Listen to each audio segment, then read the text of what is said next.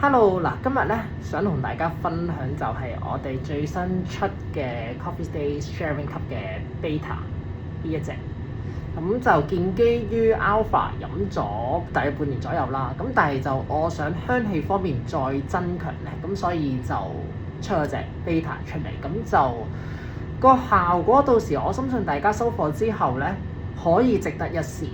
咁其實咧，前兩日原本拍咗條片啦，咁就主要係講關於 beta，咁但係後尾當我去到剪片嘅時候，我發現咧講就好似冇咁好，咁所以就今日就再拍過，咁就辛苦大家聽。今日條片咧應該長大約10至15分鐘左右啦。咁主要就係講beta 有咩特別啦。第二樣嘢就係咁同係啦，新色紫色呢隻就係、黑色嗰隻，咁就幾靚咯。咁就一隻 alpha， 一隻 beta， 咁到底有啲咩分別咧？咁今日呢條片咧都會同大家分享嘅。好啦，咁首先講佢特性先啦。咁 beta 呢一隻咧，咁你會大家見到多咗個中央香氣柱啦。咁呢條香氣柱咧，咁其實係當初 design 嘅原理就係、都係圍繞翻最開始增大個液體表面積啦。咁我哋發現即係我飲咖啡嘅時候咧，呢半年啦 alpha 之後啦。我想覺得有啲風味可以再增強，咁但係咧，我發現 Alpha 有一樣嘢就係、當液體飲落去嘅時候，其實你液體表面積咧，你會不斷下降，呢個物理現象冇得改嘅。咁我就轉個思維咁諗，點樣可以將個液體一直喺個面嗰度，或者叫做將液體嗰個結構盡量放喺你個鼻前面咧？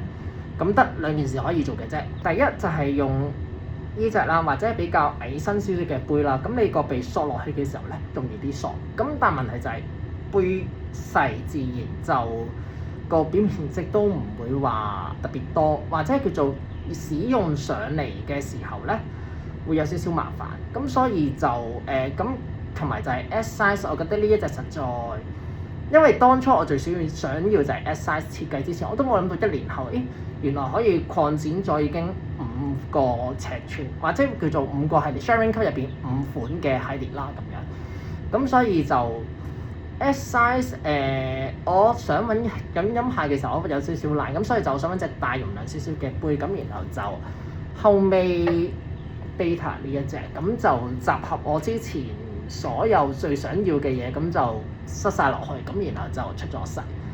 咁其實講翻主題先。咁 beta 呢一隻咧，其實就係頭先講啦，液體表面積啦。咁但係當飲落去下降嘅時候咧，咁然後有一次就有少少懶嘅我個人就係、洗碗我多數去到夜晚先洗。咁我喺度咧食公仔麵啦，咁朝頭早咁樣。咁然後我食完公仔麵我冇洗碗，咁然後就我隔幾個鐘之後翻去洗點解廚房仲有隻味喺度嘅咧？咁但係問題就係、你見到啲碗咧係乾，大家屋企都可以試。有啲碗乾啦，然後後尾都發現有晒油脂喺邊。咁以前咧屋企咧就成日都同大家講記得洗碗啦，唔係惹晒啲味喺度。咁我就逆向思維咁樣諗，點解會咁樣？啲液體點解會依附喺個碗面咧？明明倒晒啲液體走。咁然後後尾就知道原來係有液體薄膜，就係、佢會殘存喺表面一個張力咁樣啦。咁然後就如果咁可唔可以用落隻杯入邊咧？咁就住呢個思維去諗。咁然後就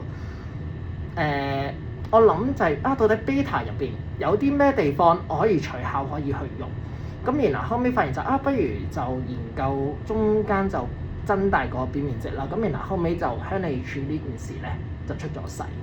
咁其實咧，當你飲咖啡嘅時候印咗個 sample 俾大家。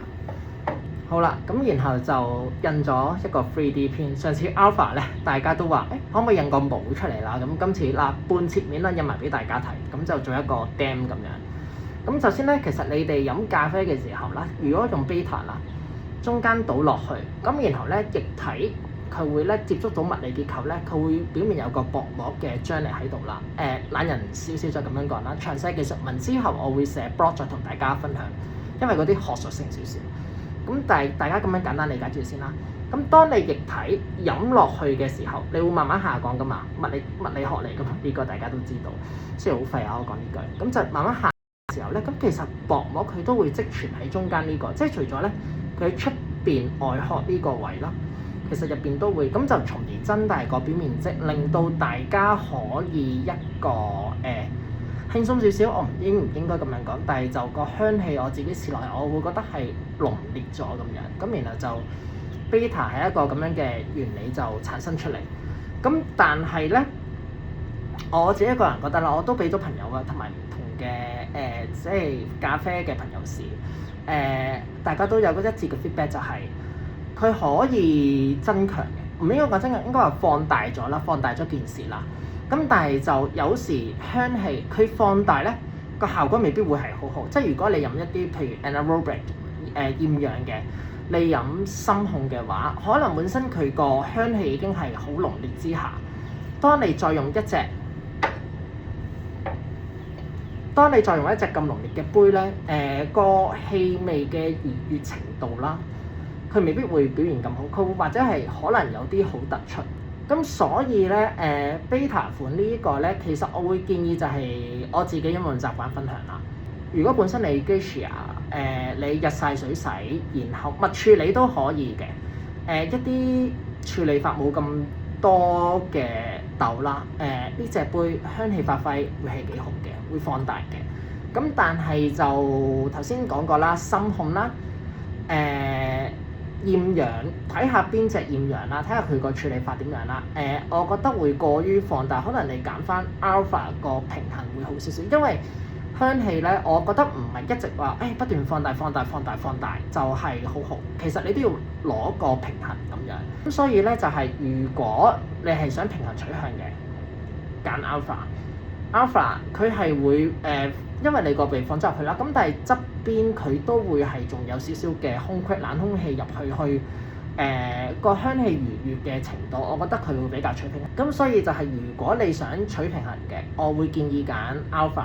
因為 alpha 同 beta 咧，如果大家到時收到貨之後啦，你手上有兩款杯咧可以做比較，你會發現 beta 佢會係放大得好我個人覺得會有啲多嘅，即係如果你一啲比較特殊嘅豆，咁但係如果你係話Geisha 嗰類咧，我覺得係表現唔錯。咁所以咧，如果本身你係中意取平衡啦，你中意個香味係有放大，但係就唔使放大到好極端嘅話咧，我會建議揀 alpha。alpha 喺平衡方面加少少香氣放大啦，我覺得佢唔錯。咁但係你話唔係喎，我好中意香氣，一瞬間飲落去我要爆出嚟嘅，我建議揀 beta。beta 香氣係真係唔錯，即係但佢好揀豆，即係頭先都同大家講過，咁就大家留俾自己分析啦。咁同埋呢一樣嘢啦，就係、因為結構嘅影響咧，俾大家睇下，到時收到 beta 款咧冇錯，因為佢係一體化，佢唔係再接落去扭落去嗰啲咁樣。陶瓷堅係難做，所以就咁，但係就正因為咁樣呢個結構啦，咁所以佢降溫速度佢會快10至15% 左右啦，咁就。如果中意溫度變化想感受得快啲咧，佢呢隻因為咁樣嘅特性啦，可以到時大家試下。咁但係我試過咧，就算你話，咁我加啲冰落去，咁會唔會話凍得耐啲咧？唔會，因為佢係跟翻個室溫嘅，咁所以就如果凍落去咧，佢嘅熱嘅速度咧，佢又會快翻少少。咁所以就 beta 係一隻幾特別趣味性高嘅杯啦，同埋就係站立於香氣上邊啦。咁就希望答到大家 beta 同 alpha 點樣揀同埋分享多少少嘢。如果想揀色快啲收到嘅話咧，我建議大家一係紫色，一係就呢一隻。但係我會建議大家揀晒紫色嘅。點解咧？應該有揀過我哋先前 product 嘅朋友咧，都知道三峰藍同夜藍咧，我卡咗好耐。就算去到今日，我都仲摸緊嗰條 curve，佢係可以呈現到，但係就因為三峰藍同夜藍佢所燒嘅物質嘅總和比實在比其他兩隻 product 更加多。alpha 款嘅夜藍啦，三峰藍啦都有嘅 ，beta 款嘅夜藍、三峰藍都有。咁但係雖然開放出嚟啦，咁但係就我建議大家如果想快啲收到個 product，建議揀紫色，因為紫色穩定性高好多，同埋咧先前未講過易變形嘅，有樣嘢大家應該估唔到就係 beta 款，因為有咗中央香氣柱嘅結構之下，我哋測咗好多隻唔同嘅杯啦。然後後尾發現，因為有咗中間呢個結構，反而佢易變形嘅程度少咗，然後擊毀死我哋。咁所以就令到個成功率高咗，所以就 beta 咧因為我哋個電窯會放好多層落去啦，咁但係佢個適應性就比較高，佢冇三峰藍同夜藍燒嗰時咁刁鑽，因為我哋之後都諗住三峰藍、夜藍都會照加價，因為真係實在有啲困難啊呢兩隻色，咁但係所以就大家好珍惜手上嘅杯，如果收到嘅話，未收到就到時收到之後，拜託大家好好對待。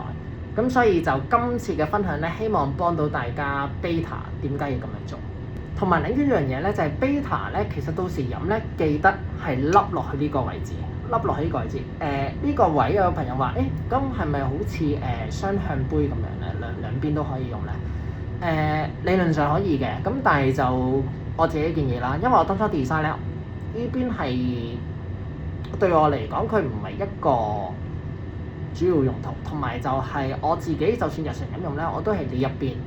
我所有嘅設計都係針對凹落去嘅呢一邊，我會覺得係佢表現係最好嘅。但係因為唔同嘅器材會因應人嘅使用方式習慣唔一樣咧，咁所以就呢個交俾自己衡量。你覺得邊邊好就用邊邊。咁但係如果你問我嘅話咧，呢隻杯係用凹嗰邊飲落去。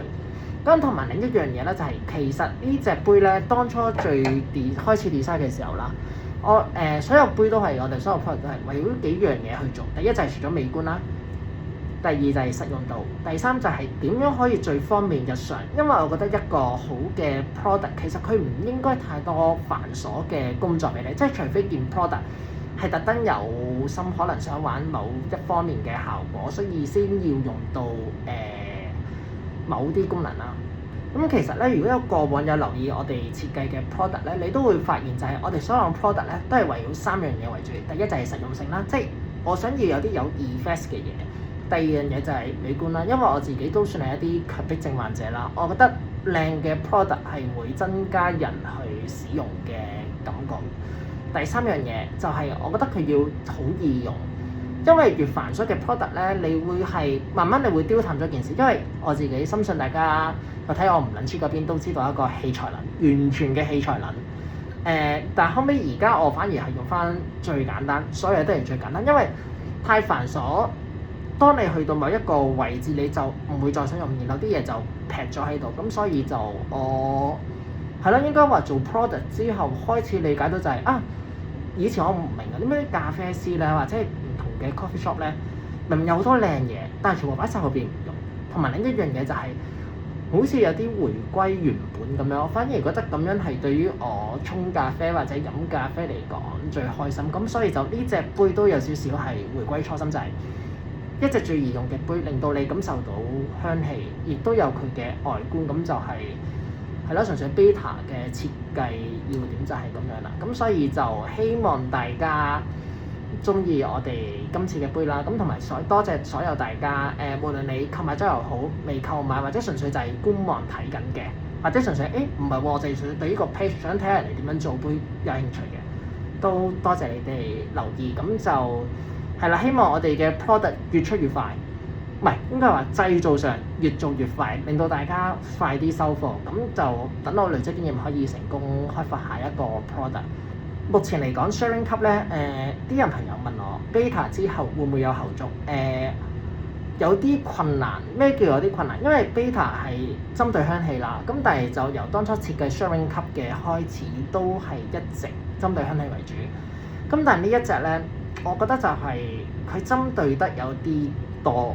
我想暫時用半年之後，我想睇下啲咩可以改善，然後就再有下一隻。咁因為目前嚟講，我覺得呢隻咧香氣上面啦，我自己嚟講，我覺得暫時我嘅現階段完美版啦，我都諗緊就係如果我再有下一隻應該會點，但係就我真係要用一個使用者嘅方式飲落去，飲半年之後先知。咁所以就係啦，答咗大家啦，暫時未有。好啦，錄到呢度應該都差唔多15至20分鐘，因為又要再剪，咁就希望呢條片咧答到大家，咁就係啦，再一次多謝大家支持，咁就下條